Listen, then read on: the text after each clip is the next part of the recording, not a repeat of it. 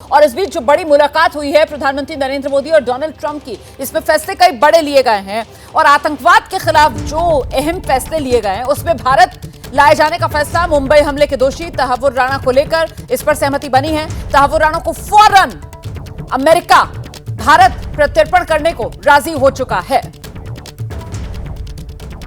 The United States and India will be working together like never before to confront the threat of radical Islamic terrorism, a threat all over the world, actually. Today, I'm pleased to announce that my administration has approved the extradition of one of the plotters and one of the very evil people of the world, and having to do with the horrific 2008 Mumbai terrorist attack, to face justice in India. So he's going to be going back to India to face justice. As we deepen our defense partnership, we'll also strengthen our economic ties. तो तहव्वुर राणा भारत आएगा और भारत की जो न्याय प्रक्रिया है अब उसी का उसको सामना करना पड़ेगा, ये साफ संदेश अमेरिका की तरफ से दे दिया गया है। प्रधानमंत्री नरेंद्र मोदी ने मुंबई हमले के आरोपी तहव्वुर राणा के प्रत्यर्पण को अमेरिका की मंजूरी मिलने पर खुशी अपनी जाहिर की और ट्रंप को इसके लिए उन्होंने धन्यवाद भी कहा। आतंकवाद के खिलाफ लड़ाई में भारत और अमेरिका दृढ़ता से साथ खड़े रहे हैं।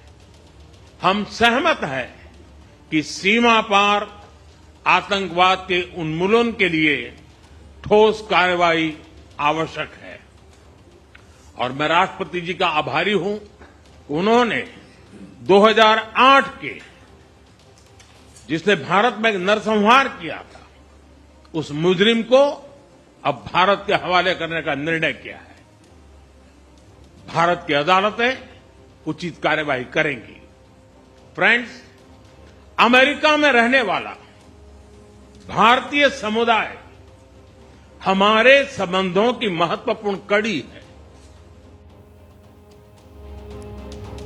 तहव्वुर राणा भारत का गुनहगार और इसका हिसाब भी भारत में ही होगा। रास्ता अमेरिका से पूरी तरीके से साफ हो चुका है और सहमति जल्द से जल्द तहव्वुर राणा के भारत प्रत्यर्पण को लेकर बन चुकी है। और इस बीच ये जो मुलाकात हुई है मोदी और ट्रंप के बीच, इससे जुड़ी एक और बड़ी खबर यह है खालिस्तान का मुद्दा।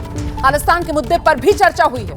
बाकायदा क्राइम सिंडिकेट पर एक्शन की बात हुई है। नार्को टेररिज्म को खत्म करने के लिए, मानव तस्करों पर शिकंजा कसने के लिए भी दोनों नेताओं के बीच महत्वपूर्ण चर्चा हुई है। और सीधे आपको लेकर चलेंगे जगविंदर पटियाल, हमारे सहयोगी इस वक्त हमारे साथ मौजूद है। जगविंदर, ये जो अवैध तरीके से अमेरिका पहुंचते हैं लोग, वो जो पूरा का पूरा एक मानव तस्करी का सिंडिकेट है, वो जो एक नार्को टेररिज्म वाला एंगल भी इससे आकर जुड़ता है और वो जो पूरा क्राइम सिंडिकेट है, अल्टीमेटली वो सारे तार जो हैं, लिंक जो हैं, वो खालिस्तानी जो आतंकवाद है उससे जुड़ते चले जाते हैं। और इसी की कमर तोड़ने के लिए भी प्रतिबद्धता जो दोनों नेताओं की तरफ से जता दी गई।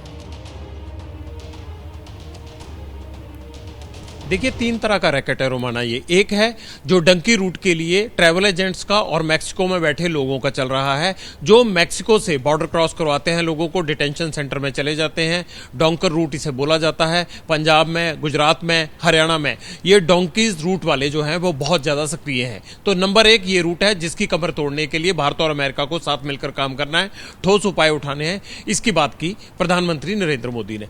दूसरी बात आपने कही नार्को टेररिज्म और गैंगस्टर्स की। जिस तरह से शाहिद सदीकी का भी मर्डर हुआ, आपने देखा कि उसके बाद अमेरिका में बैठे लोगों का नाम आया कि उन्होंने अपने मॉड्यूल्स को हायर किया और उनके जरिए उनकी टारगेट किलिंग करवाई।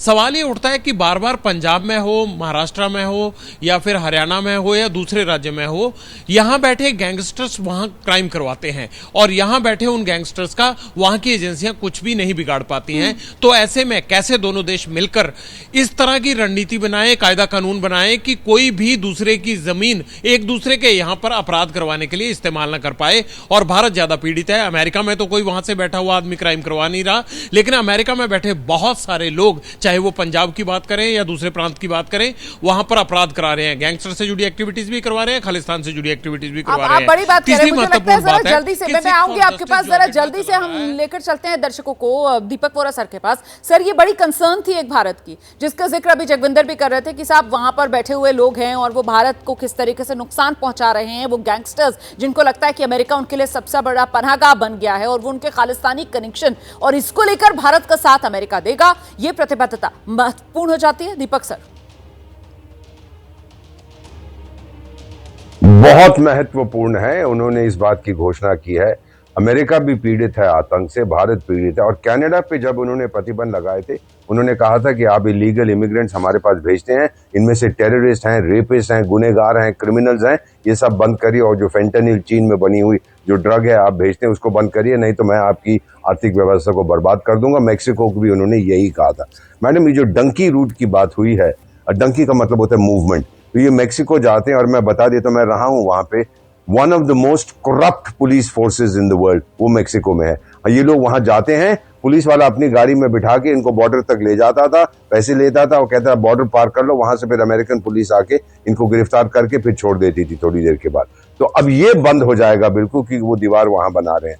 मेरा ख्याल है डोनाल्ड ट्रंप साहब फोकस करना चाहते हैं मागा पर, वो डिस्ट्रैक्शन नहीं चाहते। डिस्ट्रैक्शन का मतलब होता है कोई आतंकी हमला, और 9/11 तो वहां हुआ है ना मैम। बॉस्टन मैराथन, आपको एक चीज बांटता हूं, बॉस्टन मैराथन में जब किसी ने बम फेंका था, मैराथन दौड़ लग रही थी, तो मैं कुछ अपने ग्रुप के साथ बैठा था, तो टीवी पे आ रहा था उस वक्त लोकल चैनल पे, तो उन्होंने कहा oh my God again Pakistan. ये उनके शब्द थे, माय गॉड अगेन पाकिस्तान। लेकिन था वो व्यक्ति चेचनिया का जिसने वहां पर वो बम फेंका था और कई लोग उसमें मारे गए थे। तो ये विचार आता है कि जब कोई आतंकी एक्शन, कोई हादसा होता है, पाकिस्तान का हाथ उसके अंदर। अब ये देश कैसे कड़ा संदेश जो है वो पाकिस्तान को दे दिया गया है। विशाल, बिल्कुल, आप देखिए यहाँ पर भारत और अमेरिका की तरफ से जॉइंट बयान जारी किया गया है, उसमें सीधे तौर पर पाकिस्तान का नाम लिखना यह बताता है कि आतंकवाद के मुद्दे पर दोनों देशों ने सीधे तौर पर पाकिस्तान को कटघरे में खड़ा कर दिया और उसकी जवाबदेही भी तय करने की बात कही गई कि पाकिस्तान अपनी टेरिटरी का इस्तेमाल आतंकवाद के लिए ना होने दे। ज्वाइंट स्टेटमेंट में यह बात लिखी गई है और इसके साथ ही यह भी कहा गया है कि जो 26/11 मुंबई हमले और पठानकोट हमले के दोषी हैं उनको सजा दिलाए पाकिस्तान, ये ज्वाइंट स्टेटमेंट में लिखा गया है। तो सीधे तौर पर दुनिया भर को यह संदेश जा रहा है कि पाकिस्तान ही वो देश है जो आतंकवाद को बढ़ाता है, जो आतंकवाद की जन्नी कहलाता है और जो आतंकवादी संगठनों को पनाह देता है और उसके बाद दुनिया भर में आतंकी हमले कराता है। और भारत के प्रधानमंत्री नरेंद्र मोदी ने भी साफ कहा कि सीमा पार से आतंकवाद पर रोक लगनी चाहिए, यानी पाकिस्तान को सीधे तौर पर यह संदेश जा रहा है कि अब बहुत हो गया, अब आतंकवाद को बढ़ाना, आतंकवाद को पालना पोसना पाकिस्तान को बंद करना होगा। और ट्रंप और मोदी की इस मुलाकात के बाद ये जो संयुक्त बयान आया है, ये पाकिस्तान के लिए एक बड़ा झटका देखा जाएगा और भारत की सबसे बड़ी मुलाकात से पाकिस्तान पर करारा प्रहार